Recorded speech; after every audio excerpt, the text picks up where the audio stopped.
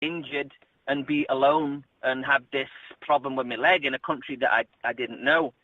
So going back up a little bit, we get to Thailand with my instructor, and he ended up meeting this girl, as a lot of people do in Thailand, but he went off with her and left me alone. So I was stuck in the middle of Oh my God gosh. knows where I was. I'd never been anywhere before. How old were you at this point?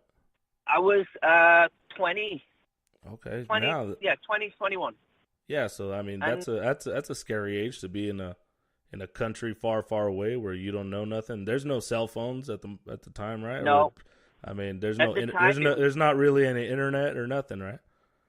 there wasn't, no. At the time, it was payphones. It was no internet. There was no communication. I didn't speak Thai. I didn't speak a lick of Thai. Ooh. I didn't know anybody in the gym. There was only one other foreigner in the gym, and that was an Australian guy, and the rest were Thais. And so I was really afraid. I was again left on my own in this foreign country. Didn't speak the language. Didn't know where I was. All I knew that I got a ticket back in 2 months' time. And so the only thing that I had to hold on to, the only thing that gave me solace was Muay Thai. Once I was in the gym and I was, practicing with the Ajahn. The Ajahn is the teacher, the Thai name for teacher. Okay. And once I was there with Ajahn Jiti, everything didn't matter. Everything that was around me, the feeling of loneliness, the feeling of fear, it went away. I was just absolutely engrossed with Muay Thai and how I could get better and how I could learn more and more and more and soak in more of the culture. And so that was the only thing that saved me, because when I look back now, I just think, geez, what a time to be on your own. What a time to kind of survive alone and not know anything or know anybody. It was kind of, I think, it's a lot scarier. That. It was, mate. Yeah, it was. I wanted to call my mum and say, come pick me up, But part of growing up and my father teaching me, stand up for yourself, don't be a crybaby, stand up for yourself, you've got to get through it, face your fears. Part of that, I'm sure, had a part to play in me sticking it out and being stubborn and just holding on. Absolutely. It was a scary time, but I did it and I stayed and I didn't see the instructor until the flight home, 2 months' time. How did it feel to be like, in the motherland of the Muay Thai martial art? I mean, that's where it came from. That's where it originated, right? Yes, yeah. Muay Thai is Thailand's national sport. It just felt really right. As much as it felt very scary, very wrong for me at the time, like I didn't know whether I was doing the right thing, I just had this really like a warm, encompassing feeling with the people. They were so nice. They were so just they wanted to help me feel comfortable. They were so engaging, even though we didn't speak the same language. I ended up making really good friends with one of the fighters out of that gym, and his name was Sing Nam. And I'd never seen anybody kick as fast or as hard in my life, and it was just awe-inspiring. And I ended up becoming really good friends with this guy that I had no way of communicating with other than Muay Thai and, the gestures, the hand gestures, or, the smiles or whatever. And it felt so, it just felt so beautiful that you could be taken under the wing of a whole country. And it was very, very, very, very peaceful for me in that time where I was very, very scared and alone. Man, so when you got back, and did you see your instructor? What happened? What was that conversation like? There wasn't. I got back to England, and I found another gym with a guy that was another instructor, but under the same organization. Now, the same organization was called SIMTA, Sitnarong International Muay Thai Association of England, and that was headed and ran by a Thai guy whose name was Grandmaster Sken Kiepodong. So what I did was, going back to England, I looked at what the landscape was with Muay Thai, and I thought, you know what? They still have a lot to do. They still have a lot to learn about what I just seen in the motherland, as you say. And so that gave me the gumption to go, you know what? I'm going to go and seek out the closest or the person with the most knowledge. And so I went to this other instructor. His name was Keith.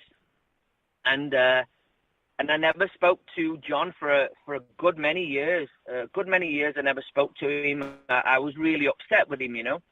Sure. So I would too. Yeah, it was. And now I look back on it, I was upset, but it all kind of worked out for the best. The girl that he met, he ended up marrying, having kids with, and taking back to England, and they had a little family. And I ended up later on, years and years later down the line, reconnecting with him. But in between, all I wanted to do was find the most undiluted and the most pure Muay Thai possible that I'd just seen in Muay Thai in Thailand. So I went out and I went to the head of our organization, which was Master Sken, Grandmaster Sken.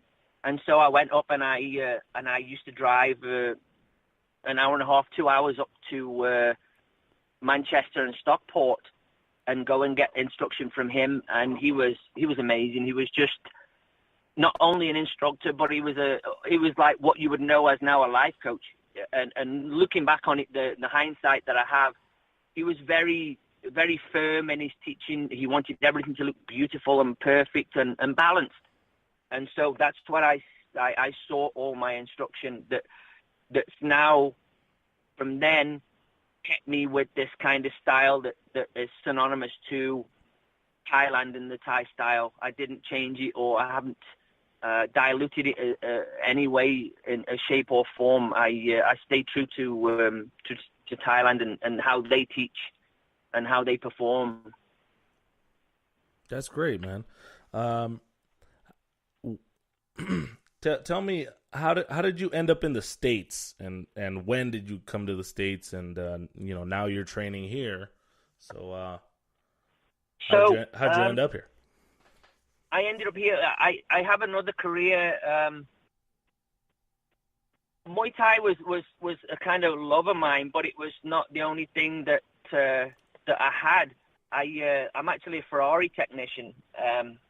I repair Ferraris, Maserati, and all kind of high-end exotic cars. So I came over here with that. I came over here to pursue that career, and also the sunshine. To be honest, I got really tired of England and the rain and the cold, and the cold weather with the injuries I have with my leg. It really affects me. I can imagine. Anytime it's raining, it hurts. So that brought me to the United States, the cars, the automotive industry, and I ended up working for Ferrari Beverly Hills and Newport Beach Ferrari, the dealerships, and I was also on a TV show called Overhauling, which was another great thing where that was Chip Foose's show, no? Yes, Chip Foose is a friend of mine. Yeah, Chip Foose. I was on the A team, and I was a part of the Overhauling team. I used to always watch that show. I'm gonna have to I'm gonna have to look it up on YouTube. I don't know. I watched it years and years ago. It was phenomenal, and working with my hands is part of who I am. But the beautiful thing about Overhauling for me was seeing the people's faces that were so appreciative of actually getting something back after all they'd done throughout their life was give and give and give. These people were really deserving. So that really appealed to me, that, that balance of life, sometimes that you feel you give out a lot, and it's really nice to get something back when you're not expecting it, So, that's what brought me to the States in 2002. And again, having a career and also the love for Muay Thai, they kind of went hand in hand. And I never pursued each one of them to be, either a champion at Muay Thai, although I did fight for some championship fights, but I never really put it at 100% focused that I wanted to be a champion. I was just happy to learn and compete, and the focus to me was to challenge myself, not to be a champion to I don't know, either gain either money or fame or bragging rights or that kind of thing. I just loved the challenge of getting in the ring with somebody that I didn't know and seeing who was the best on the night, you know? Oh yeah, I mean, there's a lot of people out there that really hate their jobs, you know, and for you to be able to pursue your, you know, your love of exotic cars and your love of working with your hands and working on those exotic cars that you love so much, and still be able to, you know, practice Muay Thai, you know, getting off of work. I mean, those are two loves of your life. I mean, I don't know. That sounds like a pretty good deal to me. It was amazing. It was all orchestrated by design. It was just, I always went with my heart. But don't get me wrong, it had its downfalls, you know, because I put so much attention into either my career, learning and focusing on the cars, or, you know, all that focus and time spent in the gyms. There's a downside to it. Sometimes relationships haven't worked out because of so much attention to that. And so it's kind of a balance, you know, it's a balancing act. But Muay Thai has always been that rock that I can always go back to, that tells me the truth. It won't lie to me. If you haven't done your running or your road work, you know, much like tonight, I found out, shit, I better do some more road work because I'm gassing a little here, you know, and it's a horrible feeling. I kind of look at Muay Thai like the truth drug. It always tells you where you are, exactly where you are, and if you're balanced or not, you know?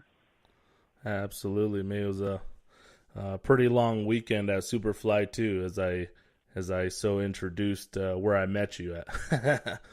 Right. It was, yeah. It was a long weekend, but a fantastic weekend. It was a great set of fights. It was wonderful. Absolutely, man. So, you know, the images you've shared, looks like you were training with Manny Pacquiao at. I mean, how did you meet Manny Pacquiao and then ended up in his training camp at one point? It's a funny story, and it's all through Muay Thai. As I said, I live in Huntington Beach, California, and I had at the time I had this little soft top car. It was an Alfa Romeo. It was a soft top Alfa Romeo because, you know, California, you can have a soft top. Absolutely. Not like England where it rains all the time. Yeah, okay, because I was born and raised in Southern California. I was just an hour away from the Forum, right there in Oxnard, California. Now, right, yeah, I know the place. Yeah, so now I traded that all in to come live in the mountain high state of Colorado. But so anyways, you always want what you don't have, right? Exactly right. So I got this soft top car, and I was just out doing some work on it, or just cleaning it, whatever. I can't quite remember. But I got the garage door open, and this Filipino guy walked past, and he happened to see the car, and he started talking to me about the car, because it was a nice little, you know, it was a little red car like in the film The Graduate, and we just got talking. He's like, "Hey man, nice car," and I was like, "Oh, thank you." And he happened to see that I got a punch bag in the garage, and so he asked me about the punch bag. He said, "Oh, you do boxing?" I said, "No, actually, it's Thai boxing. It's kind of similar." And he said, "Oh yeah, I know." And he said, "It's funny. I work with Manny Pacquiao. Do you know who he is?" And I'm like, "You're kidding? You work with Manny Pacquiao?" I said, "Like, he's one of my idols. I've seen him come from nowhere, and he's, you know, he's somebody that's like an idol to me." So we got talking. One thing led to another, and he said, "You know what? You seem like a nice guy. Why don't you come meet us when we're in LA on the next training camp and go run with us?" And I was like, "Mate, just call me and I'll be there in 10 minutes. You know, it was like a dream come true. I'd already seen Pacquiao fight. I'd already gone to, this is another funny story. I went to the Pacquiao and Morales 2 fight in Vegas, and I got hit by a truck for the second time. God damn it, you and your trucks, man. I know. So Manny got this fight with Morales too, and I'd already watched Morales 1, And so I was really, really excited